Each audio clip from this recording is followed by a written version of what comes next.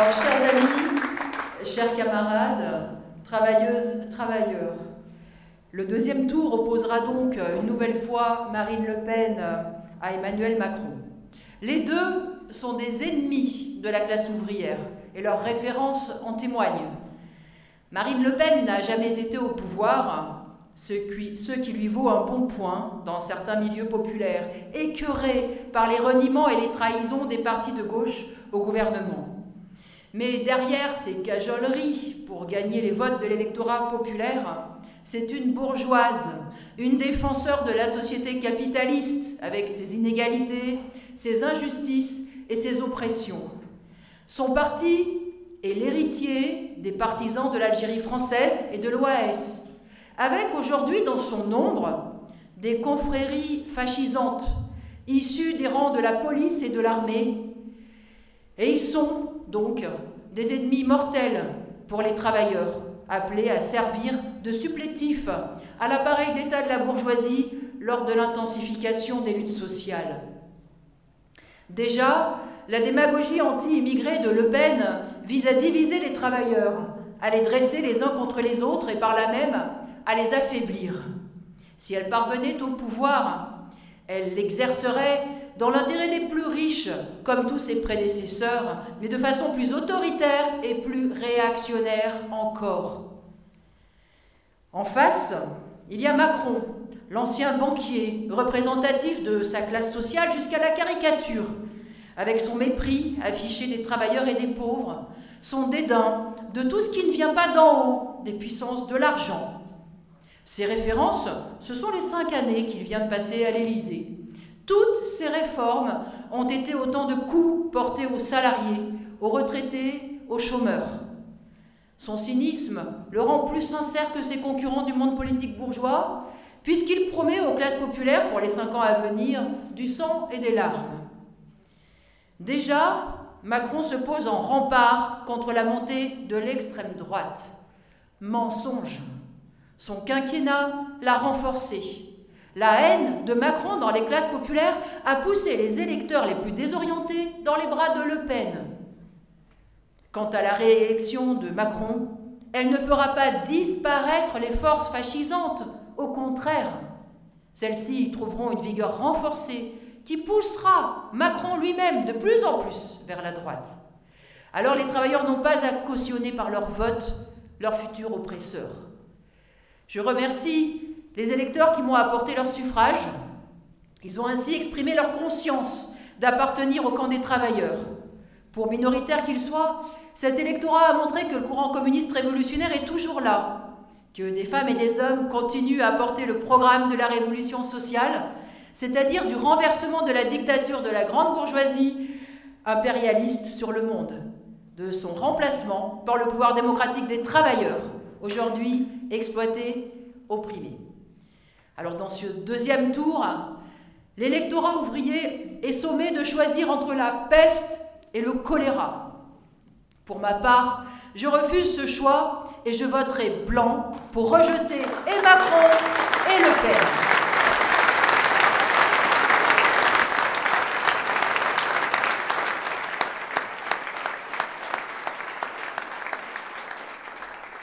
Quel que soit le vainqueur, il n'y a pas à se décourager et encore moins à baisser la tête. Au contraire, la force des travailleurs n'est pas dans les urnes, mais dans leur propre lutte.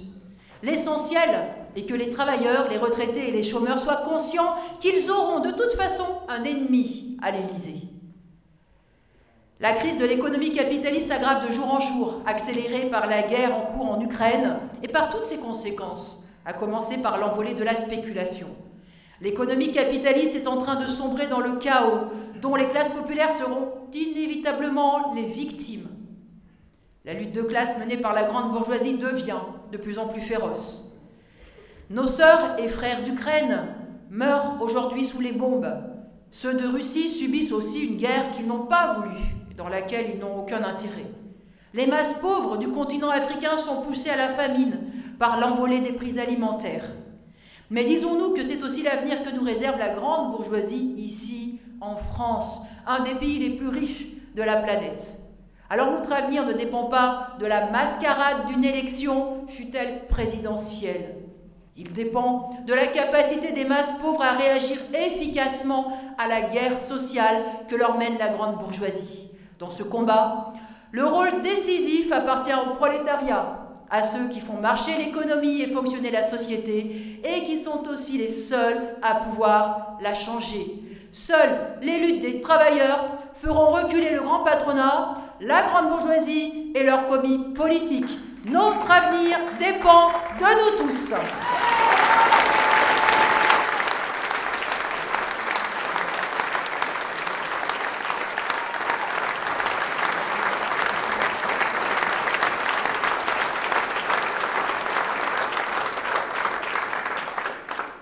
Et je voudrais rajouter quelques mots sur notre campagne et sur nos résultats.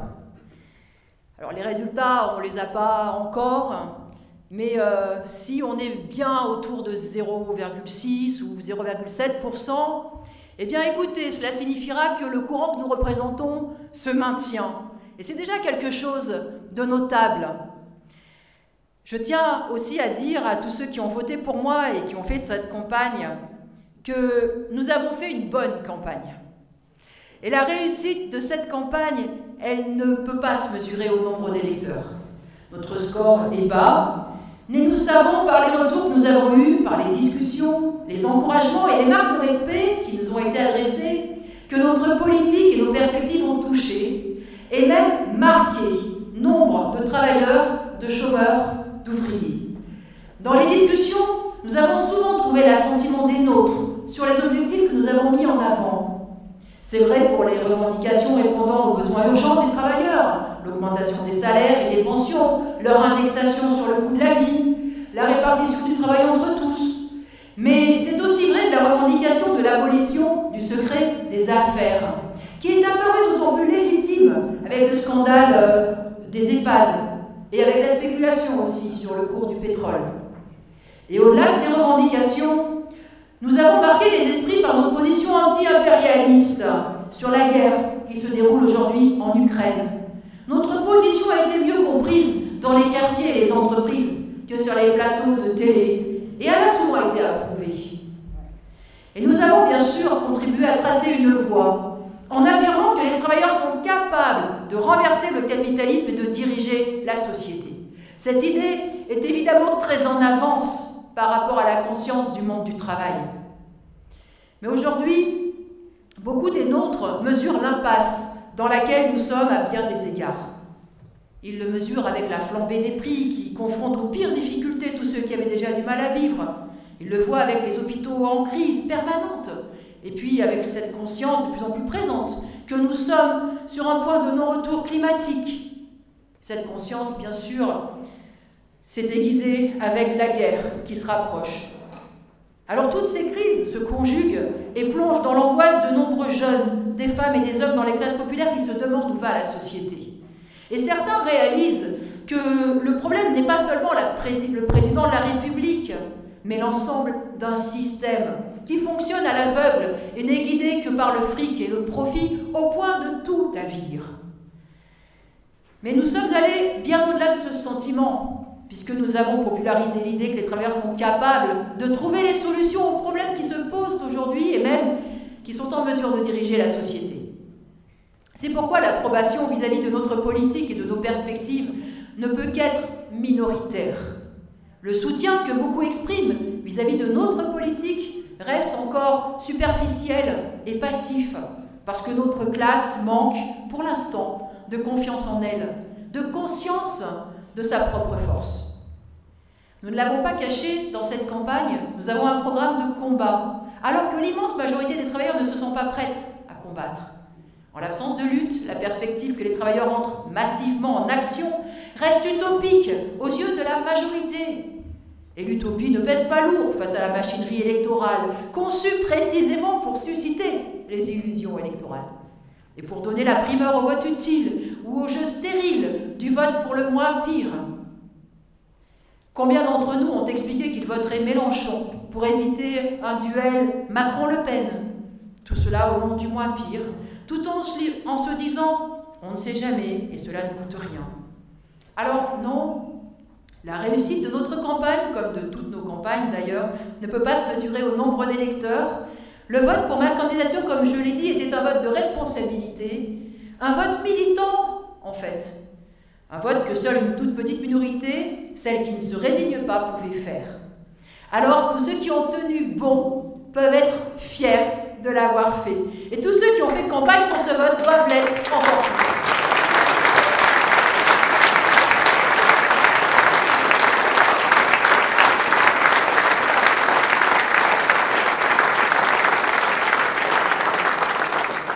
Dans cette campagne, nous avons surtout travaillé pour l'avenir. Le plus important est d'avoir saisi toutes les possibilités qui s'offraient pour nous faire connaître au-delà de notre milieu habituel.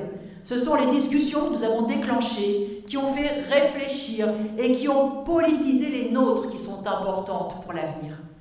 Nous entrons dans une période qui sera plus dure, où les événements se bousculeront et poseront de nouveaux problèmes, la guerre, l'inflation, la spéculation.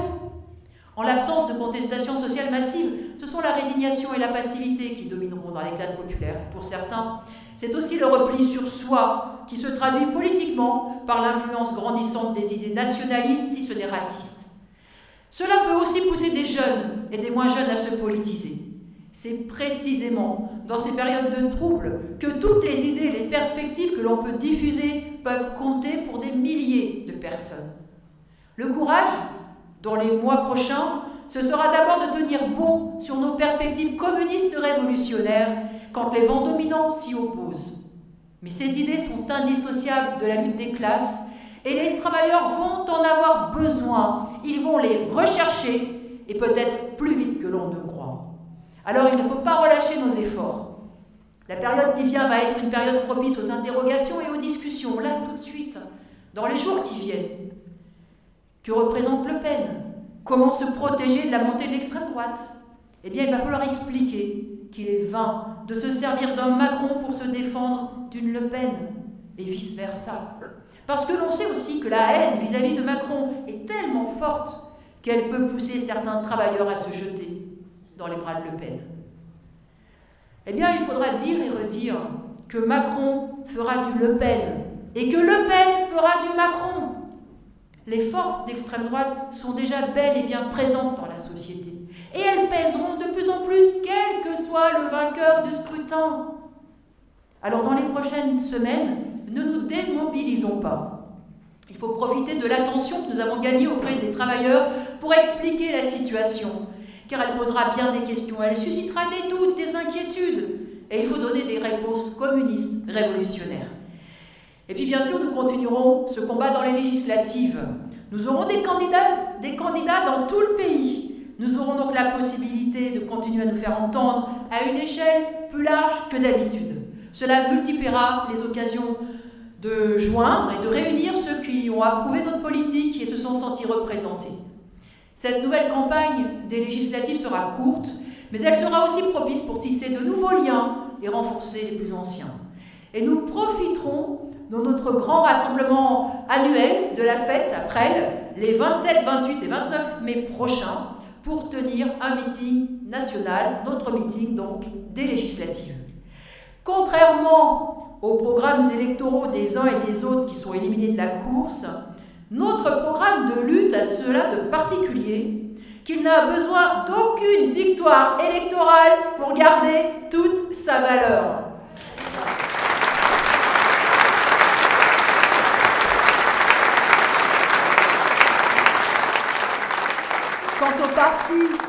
Quant au parti qu'il nous faut construire, eh bien, il dépend de l'engagement de chacun d'entre nous, de notre détermination et de notre enthousiasme, parce que la vie est belle quand on se bat sans relâche pour qu'elle le soit belle pour tous. Ouais.